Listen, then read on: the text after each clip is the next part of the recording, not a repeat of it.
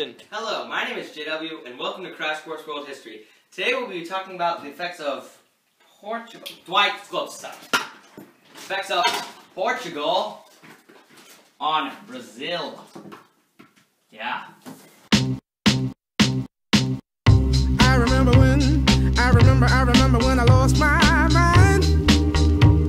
There was something so pleasant about that place. During the 15th to 18th century, the Portuguese shaped Brazil's politics, economy, religion, social structure, and ethnic landscape, with the biggest contribution being their harsh and dangerous treatment of slaves. The Treaty of Tordesillas was the seed that caused the overall Portuguese migration and colonization of Brazil.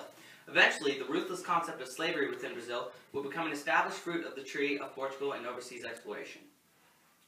Now, camera 2.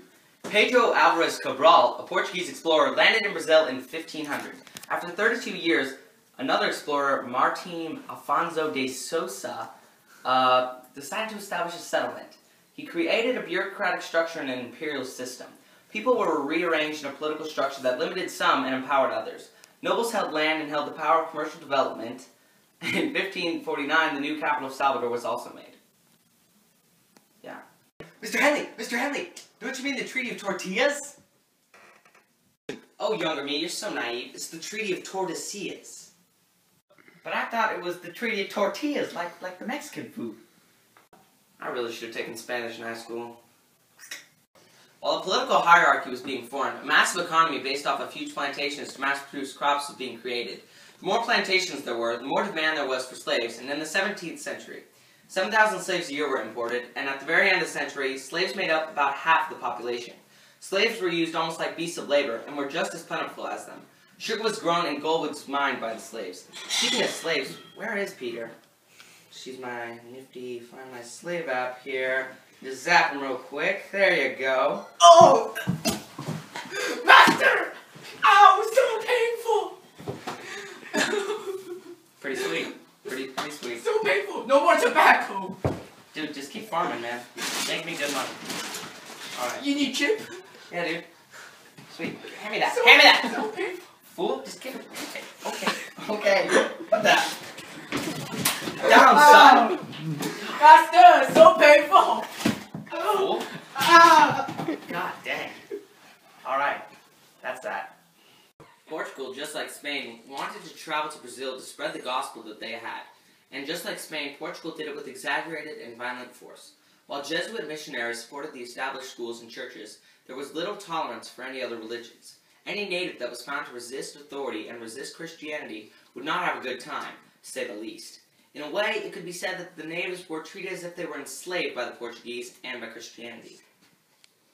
And now inside my brain, the thought bubble. Yeah. Boom. Given that so many plantations were absolutely crucial and vital to the economy of Brazil, many people became slave owners and even more became slaves. And obviously, these people had no freedom. Many slaves from Africa were captured and forcibly taken to Brazil. If they looked sick, they would be thrown overboard. In fact, over 1/3 of the people brought from Africa went to Brazil, and less than 5% went to America. Once there, only the strongest lived, because the work was so tough, most people died on the job. Not only were African slaves captured, but Native American slaves were also captured. The reason being that Portugal had, you guessed it, guns, germs, and steel. Thanks, Thought Bubble, but now it's time for the open letter. So what is in the secret compartment for us today? Wow, real gold coins. What a coincidence. Gosh. Alright.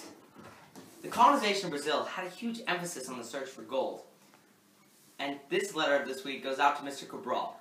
Dear Pedro Álvares Cabral, did it really take 32 years to figure out what to do after finding Brazil? From the start, you basically did what every single famous explorer has done. Take a ship overseas, but you just had to go back to your country, tell everyone else, bring more people, and repeat this for 32 years. Was it really that hard to think of all the other explorers of the time and realize, oh hey, there's something that I should probably be doing, but I'm not going to do it because I need more time? Was that absolutely necessary? And guess what? You didn't even get to be the star that colonized Brazil. Great job with that. And actually, you weren't even alive 300 years later when people finally remembered what you did. Best wishes, J.W. Henley. The white lady of the house, also known as the donzella, was given little freedom. She was only allowed to leave the house to be married, baptized, and buried. The white women were more passive and weren't near as noticed. Black women were used for sexual fulfillment and were more of a, well, as Dwight would say, sex toy. Alright, and now for a segment on slavery. Slavery was a really big part of life in Portuguese Brazil, as many slaves were imported. Over 1/3 of the slaves that came from Africa to the New World were sent to Brazil, and the slaves did most of the hard labor working in the production of sugar and in the gold mines, and also the Portuguese didn't feed their slaves very well, and not very many women slaves were exported from Africa to Brazil. So as the slaves died off from exhaustion and lack of food, no slaves were born because there were no women, meaning they had to export even more slaves from Africa to Brazil because they had a lack of slaves from deaths and no reproduction. Yeah. And now a sad video about slave life. Dwight, you don't have to cry. LOL.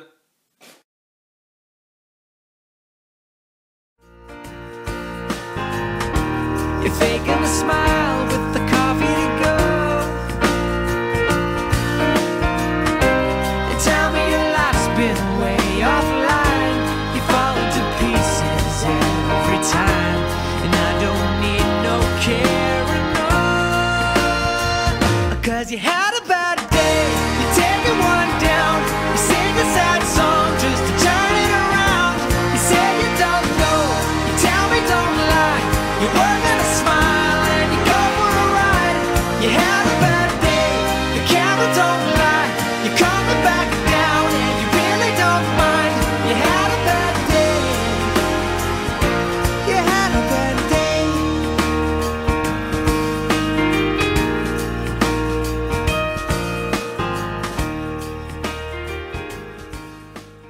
Portugal's colonization and exploration of Brazil produced many long-term effects that became a part of Brazil's culture and identity on an international scale.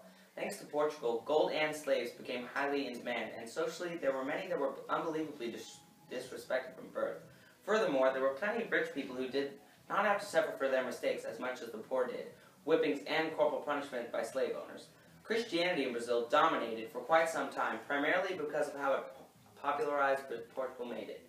Also, the cultural structure of Brazil today has many natives and many Africans mixed into the population because of Portugal. For better or for worse, Portugal became a big part of Brazilian history, and eventually affected Brazil in ways that would be established for several hundred years, and maybe even longer. Until next time, I'm JW, and thanks for watching. Don't forget to tune in next week when we talk about Russia, land of the czars. Ooh.